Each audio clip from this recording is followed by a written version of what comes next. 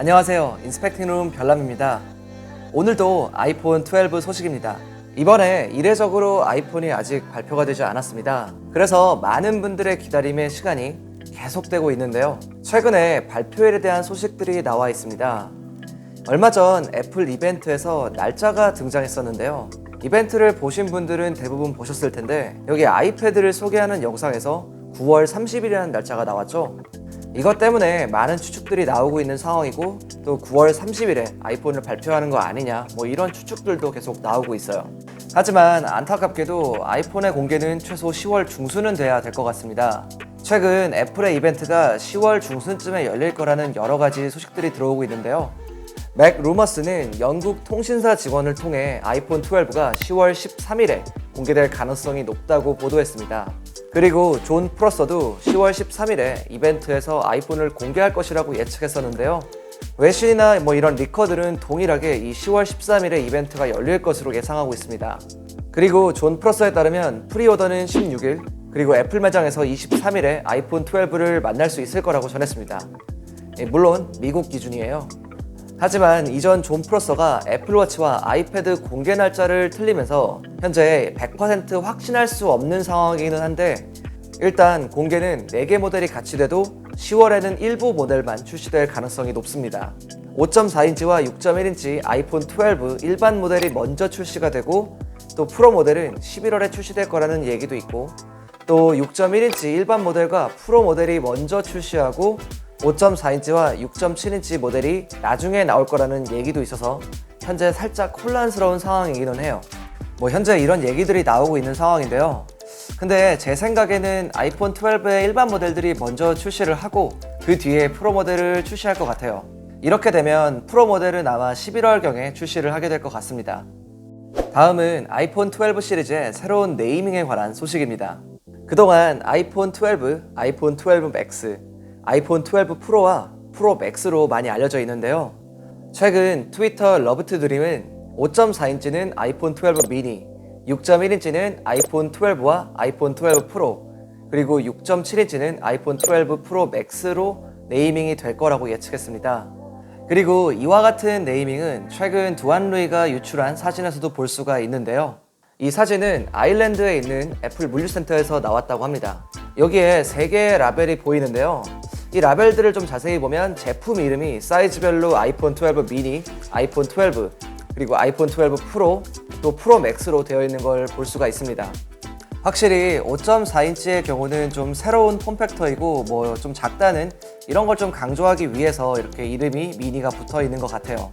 사실 애플 제품 중에 아이패드 미니나 맥 미니처럼 이렇게 미니가 붙은 제품들이 있는데 이렇게 되면 미니가 붙은 첫 번째 아이폰이 되겠네요. 현재 이 아이폰 12 미니는 SE보다 실제 사이즈가 조금 더 작다고 알려져 있어요. 거기에 지금까지 나온 아이폰 중 가장 작고 또 가장 빠른 아이폰이 될 것으로 보입니다. 여기에 색상도 5개에서 6개 이렇게 추가된다고 하는데 아무튼 굉장히 매력적일 것으로 보이네요. 그런데 최근에 이 아이폰 12 미니에 조금 안 좋은 소식들이 들려오고 있어요. 몇몇 트위터 리커들에 따르면 이번 아이폰 12 미니 5.4인치에는 A14이 아닌 B14 칩셋이 탑재될 수 있다는 가능성을 제시했습니다. 이들에 따르면 이 B14 칩셋은 A14과 동일하지만 코어가 잠겨져 있다고 합니다. 글쎄요, 이게 아무리 좀 작은 아이폰이고 좀 다른 폼팩터라고 해도 어쨌든 플래그십 라인에 이렇게 한 단계 급이 낮은 그런 칩셋을 넣는다는 게 사실 좀 이해가 안 되기는 해요. 그리고 어떤 코어를 비활성화 시켰는지는 모르겠지만 솔직히 이 얘기는 굉장히 좀 신뢰도가 떨어져 보입니다. 한편 얼마 전 삼성에서는 새로운 갤럭시를 공개했습니다. 바로 갤럭시 S20 FE인데요. 이게 펜 에디션이라고 해서 좀 갤럭시 사용자들에게 정말 필요한 기능만 딱 들어가 있고 좀 거품을 빼서 굉장히 합리적인 가격으로 출시한 갤럭시입니다. S20 FE의 가격은 $699로 아이폰 12 미니의 예상 가격과 비슷한 가격을 가지고 있습니다. 거기에다가 6.5인치의 큰 스크린에 120Hz 주사율, 또 4500mAh의 배터리를 가지고 있습니다.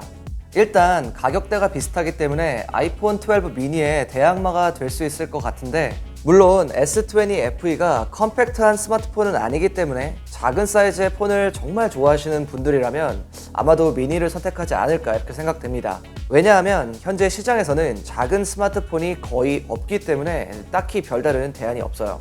하지만 비슷한 가격대라면 경쟁 구도는 예상이 되는데요. 확실히 삼성에서도 거품을 뺀 제법 합리적인 제품을 준비한 만큼 아이폰 12의 독주를 조금은 막을 수 있지 않을까 이렇게 기대가 됩니다.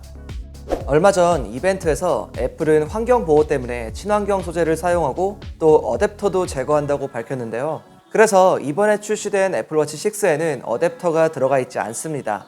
충전기를 뺀다는 소식은 제가 예전에도 여러 번 말씀드렸지만 애플워치에도 어댑터가 빠진 것으로 보아 아이폰 12에도 충전기가 들어가지 않을 것으로 예상됩니다. 그리고 더 나아가서는 박스 구성품에 케이블만 들어갈 가능성도 있는데요. 케이블은 기존처럼 고무 코팅 케이블이 아닌 브레이디드 케이블이 들어갈 가능성이 높습니다. 최근에 아이폰 12 케이블에 새로운 이미지가 나왔는데요. 이미지를 보면 현재 케이블과는 좀 다르게 생겼어요. 이게 패브릭 디자인의 C2 라이트닝 케이블이라는 걸 알 수가 있습니다. 기존 아이폰에 기본으로 넣어주는 그 고무 코팅 케이블은 사실 내구도가 굉장히 약해서 사용자들의 불만이 좀 있었는데요. 반면 이 브레이디드 케이블은 내구도가 상당히 좋습니다. 그리고 충전기도 별도로 판매한다고 하는데요. 사실 애플에서 이랬던 적이 이번에 첫 번째는 아니죠. 과거에 헤드폰 잭을 뺐을 때도 그때도 정말 완전 시장이 멘붕을 해버렸죠. 결국 에어팟이 대유행이 돼버리면서 이제는 아무렇지도 않은 상황이 와버렸지만 이번에도 이와 비슷하게 흘러가지 않을까 예상이 됩니다. 그리고 내년 아이폰 13에는 포트가 없는 포트리스 아이폰이 등장할 거라는 얘기도 있습니다. 점차 구성품을 제거하고 포트를 없애는 흐름으로 가고 있는 것 같아요. 이번 이벤트에서 아이폰 12의 언급은 한마디도 없었지만 핵심 역할을 하는 칩셋에 대해서는 알 수가 있었습니다. 바로 A14 바이오닉 칩셋입니다. 이번 에어 4세대에도 들어간 칩셋이죠. 이 A14 칩셋은 애플의 최신 기술이 들어간 칩셋인데요. 최근 안투투 벤치마크 점수가 유출되면서 많은 분들에게 실망감을 안겨주었습니다. 아이폰 12 프로 맥스의 안투투 스코어는 약 57만 2천 점으로 스냅드래곤 865와 865 플러스가 탑재된 스마트폰보다도 낮은 점수입니다. 그래서 이게 생각보다 굉장히 기대 이하다 이런 반응들이 좀 지배적인데요. 사실 아이폰 11 프로 맥스와 스코어를 비교해보면 전반적으로 높은 결과를 보여주었지만 또 그렇게 엄청나게 향상된 수준은 아니라는 것도 알 수가 있습니다. 이전 A12에서 A13 칩셋의 성능 향상 폭은 20% 정도였는데요. 이번에는 이만큼은 좀 어렵지 않을까 이런 생각이 들어요. 그 이유로는 이번 A14는 전력 효율성과 AI 퍼포먼스에 포커스가 맞춰져 있기 때문입니다. 하지만 이 유출된 안투투 점수만으로 모든 성능을 판단하기에는 좀 무리가 있습니다. 그동안 안투투에서는 애플 칩셋이 낮은 점수를 보여주는 경향도 있어요.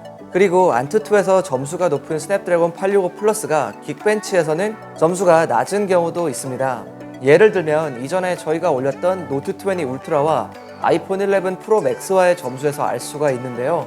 안투투 스코어는 노트 20 울트라가 좀 더 높았지만 긱벤치 5에서는 아이폰 11 프로 맥스가 좀 더 높은 점수를 보여줬습니다.